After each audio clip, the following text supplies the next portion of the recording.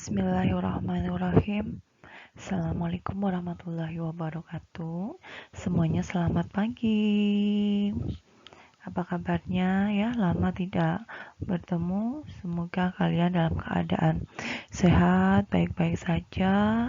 Meskipun berita mengenai penyebaran COVID-19 sudah ada di beberapa daerah di Indonesia. Semoga kita selalu dalam lindungannya ya Allah. Amin. Pada pagi hari ini, meskipun kita tidak bisa bertatap muka di dalam kelas ya, tidak ada perkuliahan di dalam kelas, tetapi perkuliahan tetap berjalan secara online. Semoga kalian bisa mengikuti dengan baik untuk perkuliahan secara online. Terus kemudian perkuliahan secara online ini sebenarnya sama seperti perkuliahan di dalam kelas ya. Materi, kemudian ada tugas, ada kuis, semuanya sama dan tolong diikuti. Pembelajaran online, kalian berada di rumah, bukan berarti kalian itu santai-santai atau malah jalan-jalan gitu ya, tapi tolong diikuti dengan baik. Pada kali ini materi yang akan disampaikan yaitu mata kuliah untuk farmakoterapi 1 ya. Setelah ada beberapa farmakologi, kemudian masuk ke dalam farmakoterapi. Farmakoterapi adalah mata kuliah di semester 4 dengan 3 SKS. Di mana untuk tim teachingnya, pertama ada saya sendiri ya, 3 kali pertemuan. Kemudian dengan Pak Ikhwan 2 kali pertemuan, dengan Bu Sunarti 2 kali pertemuan, dan selanjutnya dengan Pak Dewanto ya, yang praktisi dari Margono 7 kali pertemuan. Kemudian untuk capaian pembelajaran mata kuliah. Di dalam farmakoterapi 1 ini, yaitu nanti kalian akan belajar, akan mampu untuk menjelaskan mengenai tata laksana drug induce pada hati dan juga ginjal. Nanti ya, apa sih drug induce hati, ginjal? Kemudian belajar mampu menjelaskan mengenai farmakoterapi pada pasien geriatrik. Kemudian mampu menjelaskan mengenai farmakoterapi pada penyakit pediatri. Apa itu geriatri tadi? Geriatri pada usia lanjut, pediatri pada anak-anak. Kemudian mampu menjelaskan juga mengenai farmakoterapi penyakit pada ginekologi atau kehamilan. Terus kemudian mampu menjelaskan mengenai penyakit pada farmakoterapi penyakit untuk sistem pernafasan. Penyakit di dalam sistem pernafasan apa saja? Oh, asma, oh, batuk, PPOK, TB, betul. Nanti terapinya apa? Kemudian farmakoterapi penyakit pada sistem pencernaan. Penyakit pada sistem pencernaan kira-kira apa saja? Ada diare, mual muntah, gitu ya, peptic ulcer. Untuk lebih rincinya lagi, kalian bisa buka RPP-nya yang sudah Ibu upload juga.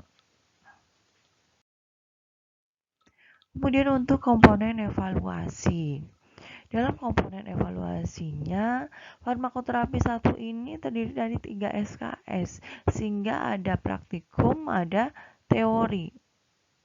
Untuk teorinya yaitu saya ambil dalam penilaiannya adalah 70%.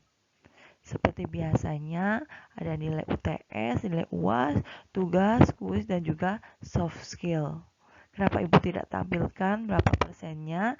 Karena nanti masih ada revisi untuk perbaikan, nanti akan disepakati. Karena ini pembelajaran secara online, mungkin tugas dan kuisnya nilainya akan lebih diperbesar, tapi belum ada kesepakatan sehingga presentasinya belum Ibu tampilkan ya.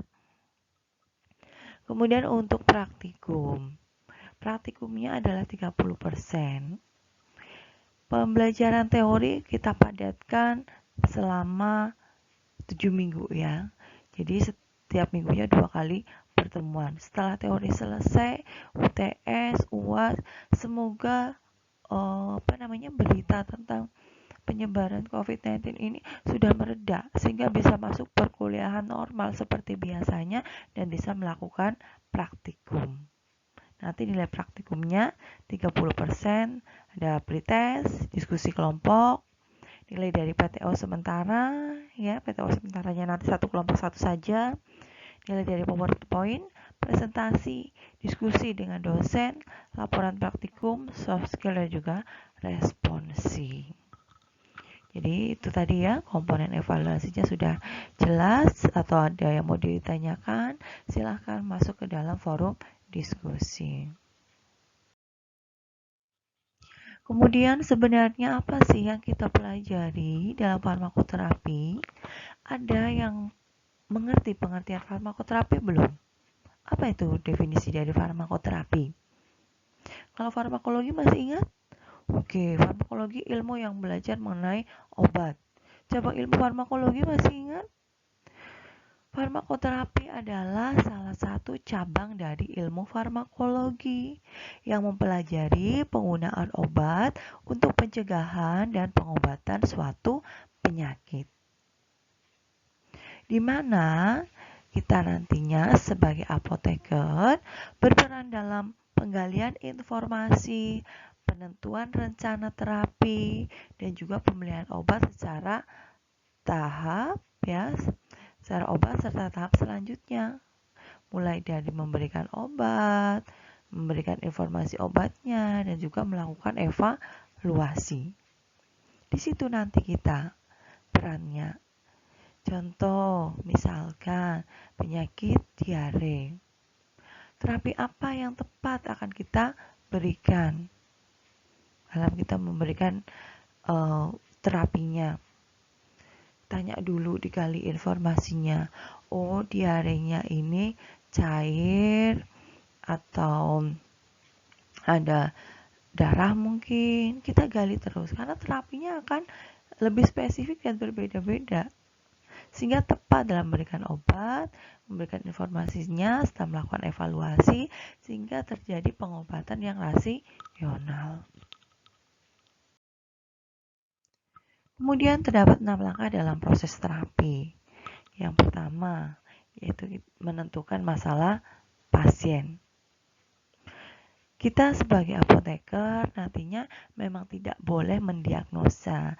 Diagnosa ini adalah ranahnya dokter, tapi kita masih bisa menganamnesis, ya menganamnesa. Bedakan ya antara diagnosa dan anamnesa. Kemudian setelah menentukan masalah pasien, kita baru bisa menentukan tujuan pengobatan. Tujuan pengobatannya ini untuk apa? Mengobati, mencegah, kemudian memilihkan terapi yang paling sesuai untuk pasien.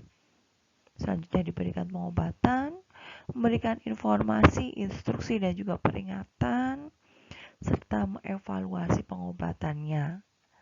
Dievaluasi, bisa di follow up dengan ditelepon misalkan, atau ditanya saat kunjungan kembali, gitu ya.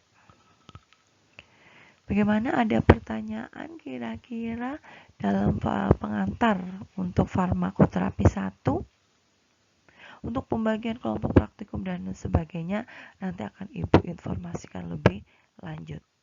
Ya. Pada kali ini dilakukan adalah pemadatan untuk teori terlebih dahulu. Sudah cukup mengerti ya definisi dari farmakoterapi? Apa tadi? Salah satu cabang dari ilmu farmakologi yang digunakan untuk terapi dalam pengobatan. Oke, terima kasih ya untuk pertemuan pertama pada farmakoterapi 1 ya. Nanti akan ada forum diskusi ya, akan Ibu lemparkan pertanyaan, silahkan nanti dijawab. Begitu ya. Terima kasih. Wassalamualaikum warahmatullahi wabarakatuh.